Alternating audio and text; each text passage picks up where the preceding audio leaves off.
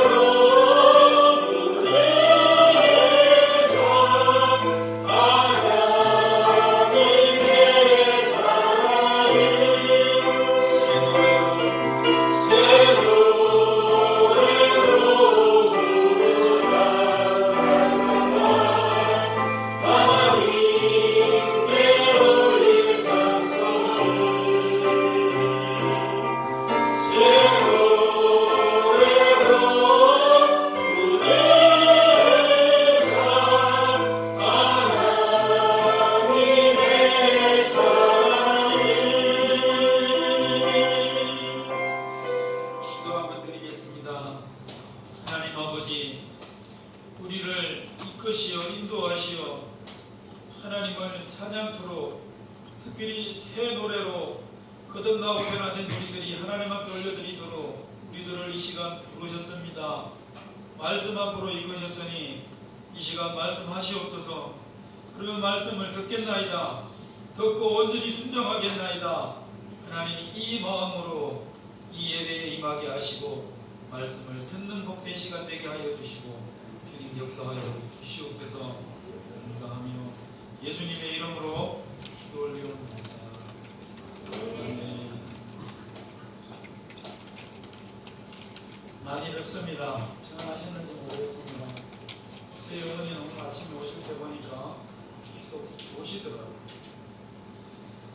어젯밤에 정말 못 주무시고 눈도 많이 오세요. 여러분들 어떻습니까? 주무시는 분들. 그래도 오늘은 좀 눈이 시원하지요. 앞에 올라오는데 저는 무슨 숲속에 들어오는 줄 알았어요. 감사합니다.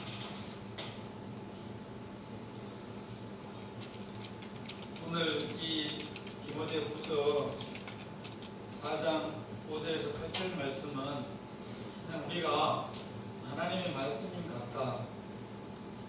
또 바울이 디모데에게 쓴 편지인 것 같다. 뭐 이렇게 쉽게 생각하고 읽을 그런 말씀이 아닌 줄 알아요. 이 말씀은 바울이 메마르타임 감독에서 마지막으로 현장의 이슬로 사라지기 직전에 사랑하는 아들 디모데에게 편지를 마지막으로 썼어요. 그래서 유서와 같은 편지가 바로 이 디모데 후서입니다. 때문에 우리가 누구의 유서를 읽을 때 그냥 가볍게 읽고 이해할 수 없잖아요. 처럼 이 오늘 디모데 후서를 우리가 이렇게 들을 때에 말씀을 함께 나눌 때에 가벼운 마음으로 그렇게 결코 대할 수 없는 이유가 거기에 있습니다. 오늘 말씀해 보니까 전제와 같이 내가 벌써 부어지고 라는 말이 있습니다. 이 전제는 하나님 앞에 올려드리는 제사를 드리기 직전에 포도주를 먼저 제물에 뿌립니다. 그러고 나서 태워서 하나님 앞에 향을 올려드리는데 이 바울이 전제와 같이 이 내가 벌써 부어지고 그런 표현을 쓴 걸로 봐서 바울 자신이 제사의 제물이 되어서 곧 죽음을 앞두고 있다는 것을 스스로가 직감하고 이 디모데에게 이런 말들을 전했다는 것을 볼 수 있습니다. 그래서 이 죽음을 직감한 바울이 아들과 같은 디모데는 항상 바울이 부를 때에 내 아들과 같은 디모데야 이런 표현을 자주 썼어요. 그래서 아들과 같은 디모데에게 권면하는 내용이 오늘 내용이 되겠습니다. 그 권면하는 내용 가운데 하나가 이런 내용입니다. 신중하게 고난을 감당해라 라는 말씀입니다. 이 초창기에 에베소에 이 목회를 하고 있는 이 디모데가 이 바울이 봤을 때는 얼마나 안쓰러웠겠습니까?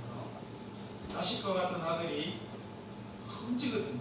에베소는 그 험지에서 목회를 개척한 지 얼마 되지 않은 그곳에서 이 교회를 세워가고 있었을 때에 그 목회자인 디모데의 마음을 충분히 이해하고 네가 얼마나 고난 가운데 있는지 내가 안다라는 것이죠. 그러면서 그럼에도 신중하게 고난을 잘 감당해라 라고 권면하고 있는 것입니다. 또 보니까 전도자의 일을 네가 하며 했습니다. 그것은 목회자의 사명입니다. 목회자가 행정도 잘하고 설교도 잘하고 또 기타 여러 가지 모든 것을 다 잘하면 좋겠으나 그러나 무엇보다도 이 목회자가 디모데 목회자가 무엇보다 놓치지 말아야 될 가운데 하나가 뭐냐 바로 전도자의 사명인 것을 바울이 다시 한번 확인시켜주고 있는 것입니다. 그러면서 또 뭐라고 이야기하나 하면 네 직무를 다하라라고 이야기하고 있습니다. 그렇습니다. 또 전도자의 사명뿐만이 아니라 목회자는 조금 전에 말씀드렸듯이 설교나 행정이나 그 외 모든 기타 여러 재반사항 교회를 목회할 때 필요한 모든 그런 직무들이 있거든요.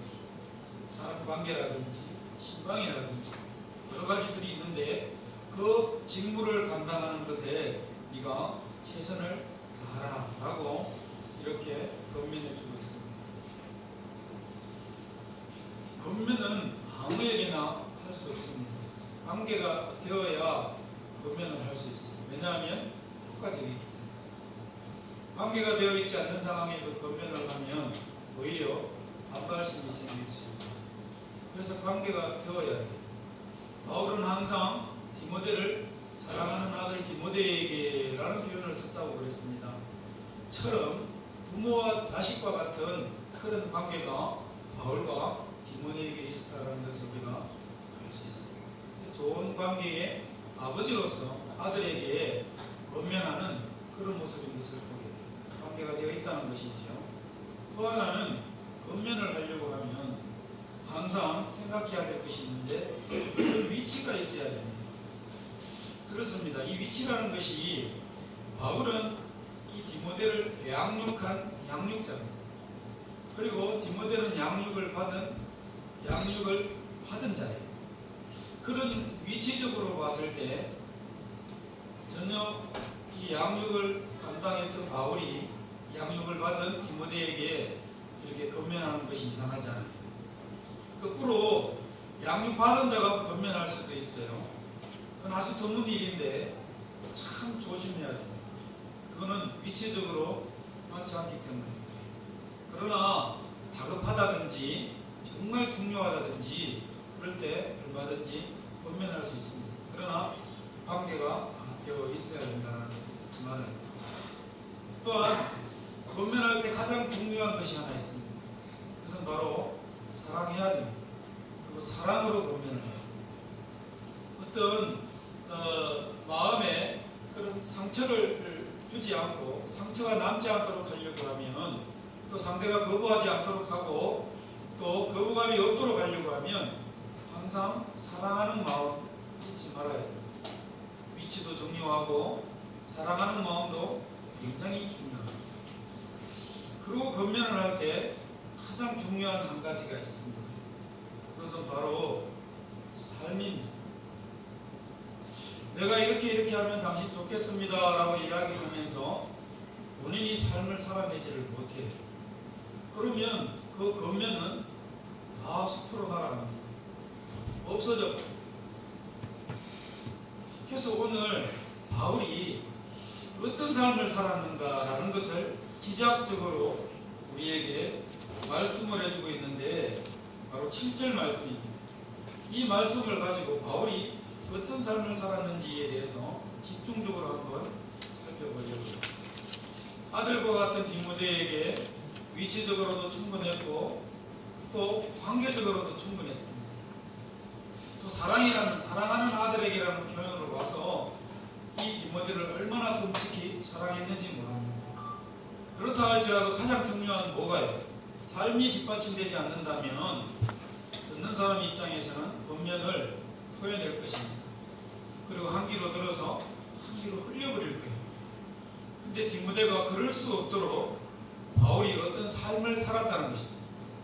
도대체 바울이 어떤 삶을 살았는가?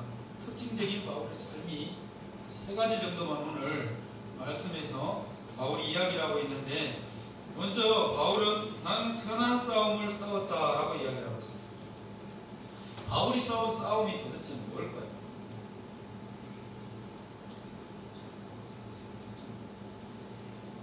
바울은 먼저 성경을 통해서 자기 자신과의 싸움이 치열했다라는 것을 우리에게 말합니다. 우리가 성경을 볼 때 입체적으로 봐야 된다라는 말씀을 들었을 것입니다. 그러니까 한 본문을 가지고 그 본문만 계속해서 바라보면 거기서 주는 어떤 그것은 그 문자적인 의미에서 우리가 그냥 거쳐버릴 수가 있습니다. 그런데 이 말씀을 하게 된 배경과 또 이런 배경이 연결되어 있는 어떤 다른 성경 목록에서 어떤 구절들을 우리가 통해서 그것을 통해서 종합적으로 우리가 판단하고 생각해 보면 이 말들이 굉장히 뭐라 그럴까요? 의미심장하게 다가오고 그리고 중요하게 다가오고 바울이 어떻게 자기 자신과의 싸움을 살았는가? 고린도전서 9장 27절 말씀에 그가 이런 표현을 합니다. 내가 내 몸을 복종하게 함은 내가 남에게 전파한 후에 자기가 도리어 버림이 될까 두려워함이로다. 이런 표현을 바울이 고린도 교회 성도들에게 보내는 편지 가운데 쓴 것을 봅니다. 그러니까 우리는 우리 자신과 평생 내게 주어져 있는 일생 가운데에 싸워야 할 삶들이 있더라는, 싸움이 있더라는 것입니다. 드러난 싸움일 수도 있어요. 누구나 알 수 있는 싸움일 수도 있어요. 예를 들면 성도들 가운데 주청 문제가 해결이 안 되는 분들이 계십니다. 그거는 눈에 보이는 거예요. 다가가면 냄새가 나기 때문에 알아요. 그런 것은 또 우리가 주의 사랑과 은혜 안에서 또 덕스러움을 생각할 때 얼마든지 용납하고 또 위하여 기도해주고 기다려줄 수 있습니다. 또 본인도 그렇게 되리라는 믿음으로 살아가면 돼요. 근데 보이지 않는 자신과의 싸움이 있습니다. 이거 누구에게나 다 있어요. 그거 없다면 우리는 하나님을 의지할 이유가 없고 예수님을 의지할 이유가 없습니다. 다 있습니다. 보이지 않기 때문에, 드러나지 않기 때문에 이것은 스스로가 하나님 앞에서 끊임없이 기도하면서 싸워가야 될 자신의 분량인 것입니다. 근데 바울이 그 싸움이 있는 것을 이야기를 하면서 뭐라고 표현하고 있는가 하면 내가 내 몸을 쳐 복종하게 하면 이렇게 이야기합니다. 그러니까 스스로가 스스로의 몸을 칠 정도로 스스로가 하나님의 말씀 앞에 복종했다라고 그렇게 이야기합니다. 이거는 내면의, 바울의 내면의 싸움이 굉장히 치열했다는 것을 우리에게 이야기해주고 있습니다. 이것은 습관적인 것일 수도 있어요. 또 이것은 자기의 의일 수도 있습니다. 성격 있잖아요. 이건 아무리 이야기해도 안 고쳐집니다.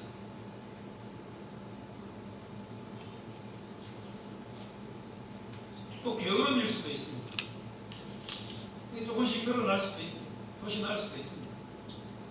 그런데 아주 위험스럽게 고개를 하듯이 잘 이렇게 지나가고 있어요. 그러나 아닌 것은 아니지.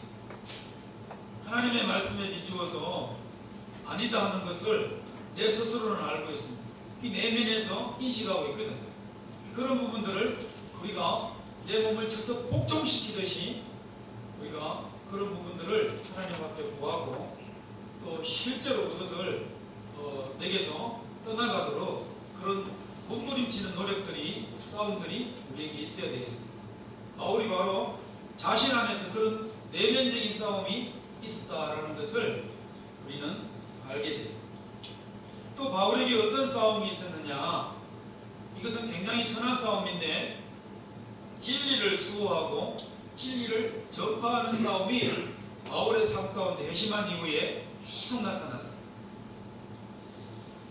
예를 들면 오늘날의 그리스가 되겠는데 아테네지. 그곳에서 이 시장에 갔는데 어떤 사람들을 만납니까? 이 헬라의 그 문화에 젖어 있었던 이 지식의 최고봉이라고 할 수 있는 서토아학파 사람들과 에피쿠로스 학파 사람들을 만나요. 근데 그때 바울이 뭐라고 자기를 표현한가 하면 마음에 격분하여 이런 표현을 씁니다. 그러면서 그들과 함께 그 시장에서 또 회당에서 어떻게요? 그런 이 헬라 최고의 그 학문을 익히고 가지고 있었던 사람들과 논쟁하는 것을 보게 됩니다. 뭐 때문에 그렇게 할까요? 바로 이 바울이 깨닫고 알고 있었던 진리, 복음 아니겠습니까? 예수 그리스도에 대한 것을 그들에게 알려줍니다. 그들이 그 진리를 알지 못하고 세상의 진리만으로 그들이 선생 노릇하고 많은 사람들로부터 존경받고 또 그것이 전부인 양 많은 사람들에게 가르치고 있는 것에 마음속에서 뭐가 올라왔다고? 분함이 올라왔어요. 그래서 이것은 아니다 싶어서 바울이 그때 사실은 도망 중이었거든요. 피해서 저 위에 데살로니가 지역에서 본도 지역으로 피해서 도망쳐가다시피 한 그런 상황임에도 불구하고 마음의 격분이 일어나서 바울이 어떻게 했다는 것입니까? 그들과 논쟁을 벌였다는 것입니다. 어디에서? 회당에서건 장투에서건 만나는 사람들과 변론하니 그런 표현이 있습니다. 가운데 17장에 나옵니다. 장소와 사람들을 가리지 않고 복음의 진리됨을 많은 사람들에게 뭐 했다는 것입니까? 변론했다는 것입니다. 복음을 지키기 위해서, 진리를 수호하기 위해서 그런 싸움이 바울의 삶 가운데 항상 있었다는 것을 알 수 있습니다. 또 전파를 하는데 얼마만큼 열심으로 최선을 다해서 복음을 전파했느냐, 1차 전도여행 때 이야기입니다. 비시디아 안디옥에서 이고니온으로, 루스드라로, 이렇게 오늘날의 터키 지역이거든요. 그 지역을 지나다니면서 이 루스드라에서 복음을 전할 때에 돌에 실제로 맞습니다. 그래서 죽은 줄 알고 그들이 성으로 끌어다냅니다. 그럴 때에 이 바울이 죽은 줄 알고 끌어다냈잖아요, 동네 밖으로. 근데 거기서 툭툭 털고 일어나더니 다시 돌에 맞았던 그 성으로 들어가는 것을 보게 돼요. 저 같으면 못합니다. 바울이 복음을 전파하려고 하는 그 열정이 얼마나 강했느냐라는 것을 요 한 장면으로만으로도 우리에게 충분히 알려줍니다. 뿐만 아닙니다. 이 돌 맞았던 곳이 루스드라인데 그 옆에 동네가 더베, 더베에 가서 복음을 전거합니다. 그러고 나서 또 조금만 더 걸어가면 다소라는 바울의 고향이 나옵니다. 근데 바울은 더베에서 다소로 가지 아니하고 다시 루스드라로 또 향합니다. 돌 맞았던 곳으로. 그리고 이고니온으로 또 비시디아 안디옥으로. 그렇게 해서 1차 전도 여행을 거꾸로 다시 돌아가요. 무엇을 말씀을 드리려고 하느냐, 바울이 복음에 얼마나 전파하려고 하는 열정이 강했느냐 하면, 바로 옆에가 고향 같으면 저는 그 고향에 가서 친척들을 만난다든지 또 그동안 힘들었던 모두 돌에 맞았잖아요. 그런 상황들을 설명을 하면서 뭐합니까? 좀 위로를 받고 싶어서 저 같으면 고향 친척이 있는 다소로 들었다. 근데 바울은 복음에 매이다 보니까, 복음을 전파하려고 하는 열정이 강하다 보니까 고향 친척 따위는 생각이 없었어요. 바로 돌아서서 다시 돌 맞았던 루스드라로 돌아가는 것을 보게 됩니다. 여러분, 바울이 얼마만큼 복음을 수호하고 복음을 전파하려고 하는 그 선한 싸움을 바울이 살으려고 했다는 것을 우리는 알게 된단 말이죠. 그래서 그가 사도행전 20장 24절 말씀에 1차, 2차, 3차 전도 여행을 다 마치고 예루살렘으로 돌아올 때에 많은 사람들이 가지 마라. 가면 죽습니다. 당신을 잡을 군병들이 기다리고 있고 유대의 지도자들이 기다리고 있으니 가지 마십시오. 선지자도 이야기하고 함께했던 형제들도, 제자들도 이야기했지만 뿌리치고 그가 뭐라고 이야기하는가, 이렇게 이야기합니다. 나의 달려갈 길과 주 예수께 받은 사명, 곧 하나님의 은혜의 복음을 증언하는 일을 마치려 하면은 나의 목숨을 조금도 귀한 것으로 여기지 아니하노라. 자신의 목숨보다도 진리를 전파하는 삶, 진리를 수호하고 그것을 누군가에게 전달해 주려고 하는 그 삶을 바울이 우선적으로 살았다라는 것을 우리가 알 수 있습니다. 자신의 유익을 위한 싸움이 아니라 하나님의 선하신 이끄심, 배신시켜졌잖아요. 그리고 하나님으로부터 받은 사명, 이것이 훨씬 더 이 선한 싸움이 자기에게 있음을 기억하고 자신의 개인적인 유익, 개인적인 어떤 그런 모든 소망들을 내려놓고 그 싸움을 향해서 질주했다라는 것을 우리가 알게 되는 것이죠. 어떻게 보면 이 바울에게 이런 선한 싸움이 항상 있었기 때문에 우리가 알고 있는 바울이 되었습니다. 왜 이런 말을 할 수 있습니까?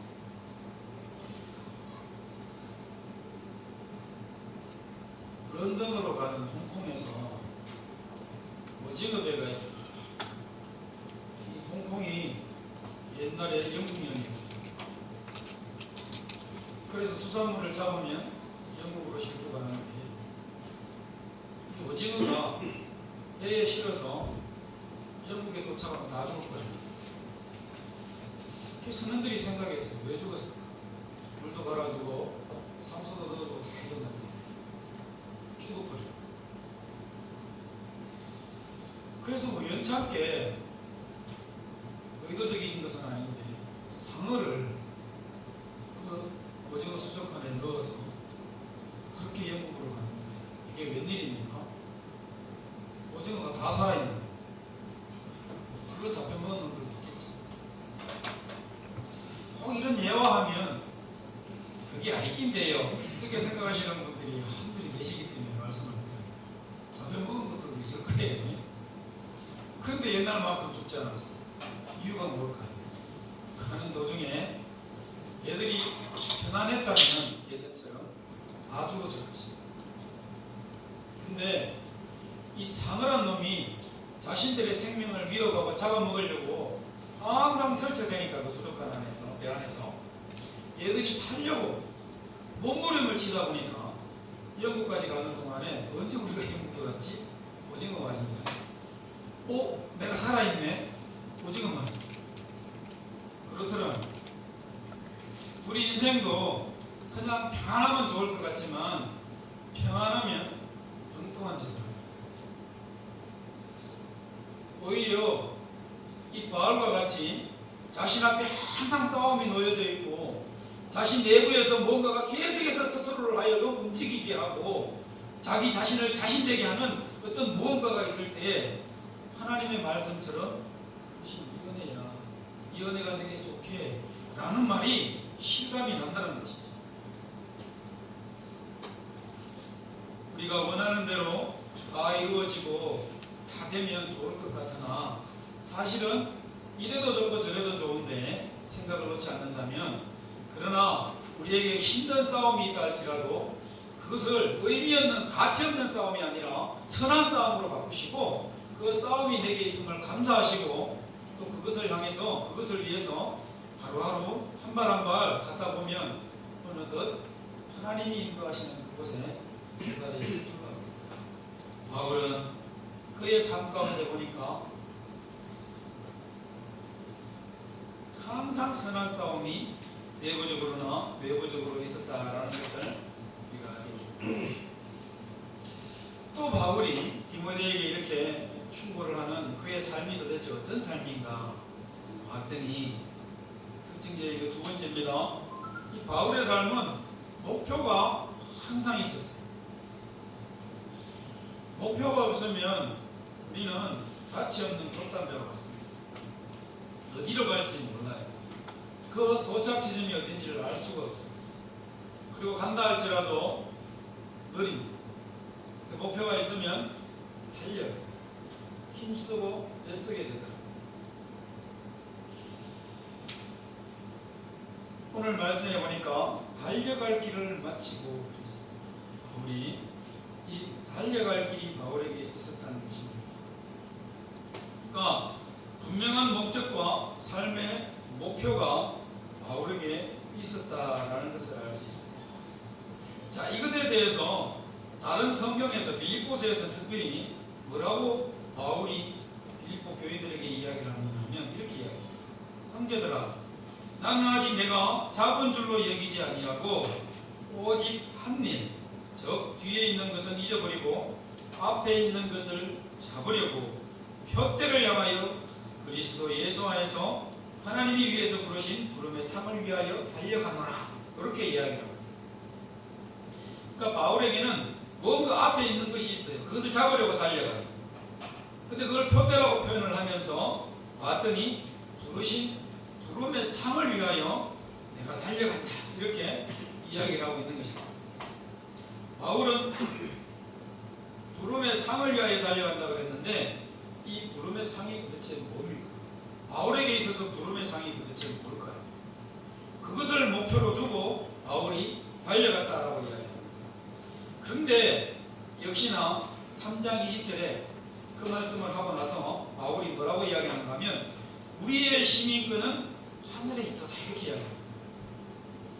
그러니까 바울이 부름의 상, 부르심의 상을 위하여 달려가는데 그 상을 바울은 어디로 뒀느냐, 뭐라고 이렇게 대치를 시켰느냐 하면 하늘에 있는 시민권에다 대치를 딱 시킵니다. 바울의 삶의 목표는 이 땅에 있는 것이 아니었어요. 이 땅에서 열심히 살아갔잖아요. 복음을 전하고 수호하고 전파하고 돌에 맞으면서도 열정을 다해서 살아갔잖아요. 이게 뭐를 위해서요? 이 땅에서 부귀영화요? 만약에 그것을 원했다면 그가 그렇게 맞을 이유도 없고 그렇게 열심으로 달려갈 이유가 없습니다. 그렇게 하지 않았다면 바울의 목표 지점은 부르신 부름의 상은 이 땅에서 주어지는 영화, 부귀영화가 아니었어요. 하늘에 있는 시민권이었어요. 멋있잖아요. 다른 말로 하면 천국의 소망을 두고 그렇게 나의 달려갈 길을 마치고 할 때 그 달려갈 길이 바로 천국의 소망을 두고 열심을 다해서 달려갔다는 것을 우리가 알게 됩니다. 이 땅에서 우리가 살아가는 인생길이 다 있습니다. 그렇지만 그 인생의 끝을 향해서 우리가 목표 지점을 두고 달려갈 것이 아니라 우리는 어떤 인생들이라고? 성도들은 이 땅에서 삶을 살다가 결국 마지막에 최종적으로 가게 될 하나님의 나라가 있다는 것을 기억하고 거기에 소망을 두고 그것을 목표로 우리가 최선을 다해서 달려가야 된다는 것을 꼭 기억하시길 바랍니다. 이 땅에서 살아가는 성도들이 항상 염두에 될 바로 삶이 천국의 삶이라는 것이죠. 그래서 늘 말씀드리지만 우리가 살아가고 있는 이 모든 삶은, 특별히 신앙과 관련된 삶은 천국의 삶을 연습하는 것이다 그랬습니다. 천국에 가서 그냥 갑작스럽게 갔는데 준비 없이 어떻게 가게 됐어요. 은혜로. 이어서는 그냥 대충 살았어요. 그러면서 예수님을 잘 믿었어요. 마지막에 잘 믿은 강도처럼 그거 하나만 붙들고 있었어요. 그랬더니 이거 웬걸요? 나도 구원을 받았네요. 그래서 주어지는 나라가 하나님의 나라인데, 그리고 천국 시민권인데 그것도 받아들였어요. 그래가서 딱 살려고 하다 보니까 적응이 안 될 수 있어요. 제 말입니다. 천국은 그런 곳은 아닙니다. 적응이 안 될 수 있어요. 왜냐하면 이 땅을 살아가면서 그 마지막 강도같이 수도 없이 나쁜 짓을 하다가 십자가에 달린 그 순간에 예수님을 믿음으로 당신이 있는 그 나라에 나도 있기를 원합니다 라고 한마디 때문에 네가 오늘 나와 함께 나무에 있으리라, 그 구원받고 딱 들어간 그 강도 한번 생각해 보시기 바랍니다. 얼마나 부담스럽겠어요. 이 땅에서는 내 이웃을 내 몸과 같이 사랑하라는 삶을 살지 않았습니다. 저 천국은 어떤 삶일 것 같습니까? 하나님의 말씀이 이 땅에서 살아갈 때 너희들 이렇게 살아 라고 했던 그 삶을 살아낸 자들이 믿음을 가지고 가는 나라가 천국 아니겠습니까? 그러면 그곳에 있는 모인 자들은 어떤 자들일까요? 그런 삶들을 사는 사람들이 그곳에 다 모여 있다고 봐야 돼요. 그런데 그곳에 가니까 형제님, 자매님 사랑합니다, 눈빛만 봐도 알지요, 막 이런 사이인데 어제까지만 해도 강도짓 하다가 오늘 그 말 한마디 때문에 구원을 받고 천국에 오면 그 사람이 과연 형제님 사랑합니다, 내 이웃을 내 몸과 같이 사랑하는 마음으로 그를 사랑할 수 있을까요? 그런 삶을 살아갈 수 있을까요? 우리에게 주어진 이성의 범위 안에서 생각해 보는 겁니다. 천국이 이렇다라는 거 아니에요. 천국은 물론 딱 들어가면요, 성경대로라면 우리가 성경 안에서 주는 범위 안에서는 천국은요, 우리는 완성품이에요. 아담을 성숙한 성인으로 하나님이 딱 만드셨던 것처럼 천국도 그런 곳이거든요. 그 어떤 자도 올라가면 완성됩니다. 그러면 곱추는 천국 올라가면 계속 곱춥니까? 시력이 안 좋은 사람은 천국 올라가면 시력이 안 좋을 수 있을까요? 그렇지 않습니다. 천국이라는 곳은 우리의 모든 인격적인 것과 모든 육체적인 것에 부족한 모든 부분들이 완성체로 완성이 되는 단계가 있는 나라가 업그레이드 된 것이 바로 하나님의 나라예요. 그렇기 때문에 이 삶이나 성격도 안전하게 우리가 안전한 인격체로 그렇게 살아갈 수 있는 나라가 하나님의 나라입니다. 이게 성경에서 가르쳐 주는 거예요. 그러나 우리의 이성 안에 준 이성 안에서 우리가 한번 생각해 보면 제가 조금 전에 드린 말씀이 한번 굉장히 와 닿을 거예요. 평상시 그런 삶을 살지 않다가 올라가가지고 살려고 해보세요. 되겠습니까? 힘들다는 거예요. 나한테 빵 한 조각이 있는데 이것을 이웃과 나누려고 하는 그런 마음 없이 살아가다가 올라가서 내게 주어져 있는 내가 알 수 없는 은혜로 다 받은 모든 것들을 누군가가 달라고 할 때에 선뜻 주려고 할 때 내 마음속에서 어떤 마음들이. 그래서 하나님의 백성들은 이 땅에서 살아갈 때 어떤 마음으로 살아가야 한다고요? 천국에서 살아갈 때에 완성체지가 우리가 완성한 채로 살아갈 거지만 천국에 가서, 그러나 그곳에서 살아갈 때에 하나님이 기대하시는 삶이 도대체 뭘까? 천국의 백성이, 천국의 시민들이 살아가야 될 삶이 도대체 뭘까? 라는 것을 인식을 하고 이 땅에서 뭐 하면서 살아가는 인생이 되어야 된다고요? 연습하는 인생입니다.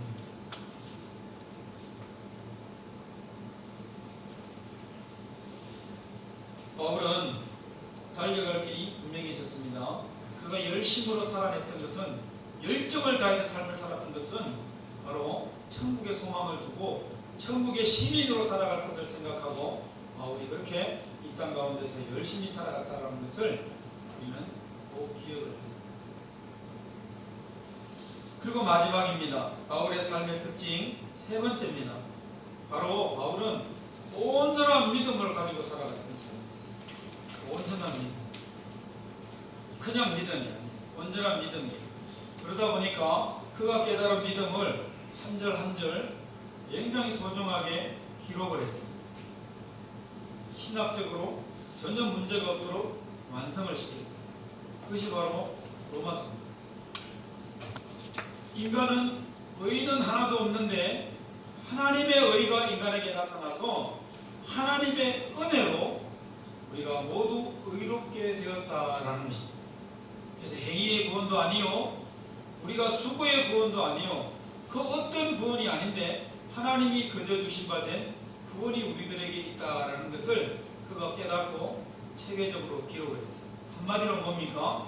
이신치기가 되었어요.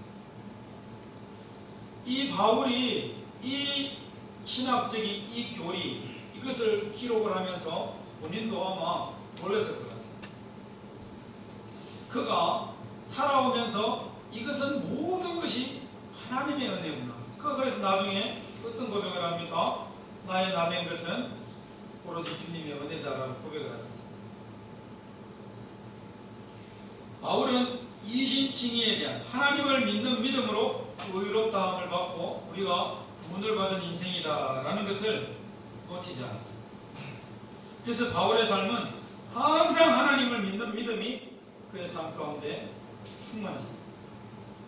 갈라디아서 2장 20절 말씀에 내가 그리스도와 함께 십자가에 못 박혔나니 그런즉 이제는 내가 사는 것 아니다. 내 안에 계신 주님이 나를 대신해서 살아가는 것입니다. 라고 바울이 그렇게 고백하십니다. 나를 사랑하여서 나를 위하여 자기 몸을 버리신 하나님의 아들을 믿는 믿음 안에서 내가 때문에 살아가는 것입니다. 이렇게 바울이 고백하잖아요. 바울에게 주어진 이 땅의 삶은 비록 내가 육체 가운데 살아가고 있지만, 다른 말로 하면 하나님께서 내게 건강을 주심으로 내가 이 건강을 의지하고 건강을 믿고 살아가고 있지만, 그러나 뭡니까? 이 내게 육체 가운데 내가 살아가는 것은, 내가 이 건강을 가지고 살아가는 것은 무엇 때문에 살아가는 것이라고요? 예수님을 믿는 믿음 안에서 내가 살아가기 위하여 하나님이 내게 주신 것입니다. 이 고백입니다.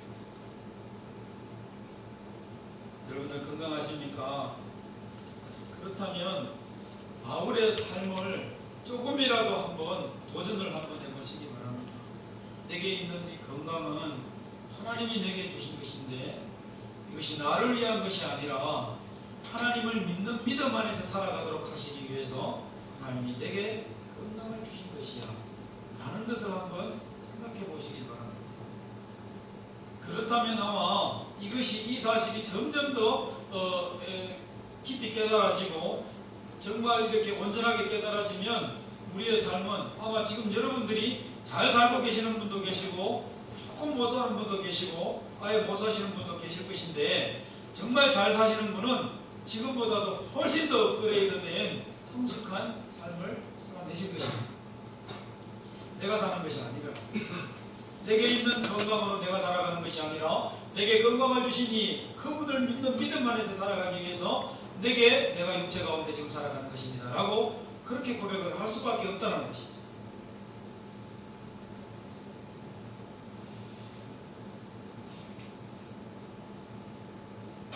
바울의 삶에는 선한 싸움이 있었습니다. 달려갈 분명한 목적과 목표가 있었습니다. 확실한 믿음이 그에게 있었다는 것을 말씀드렸습니다. 그렇게 살아간 바울, 그렇게 삶을 소개했는데 그런 삶을 통해서 얻어지는 결과가 도대체 무엇일까라는 것을 바울은 또 뭡니까? 8절 말씀을 통해서 우리에게 이야기해 줍니다. 그러고 나니까 이제 이후로는 나를 위하여 뭐가 준비되어 있다고 얘기합니까? 의의 면류관이 예비되어 있습니다 하고 이야기합니다.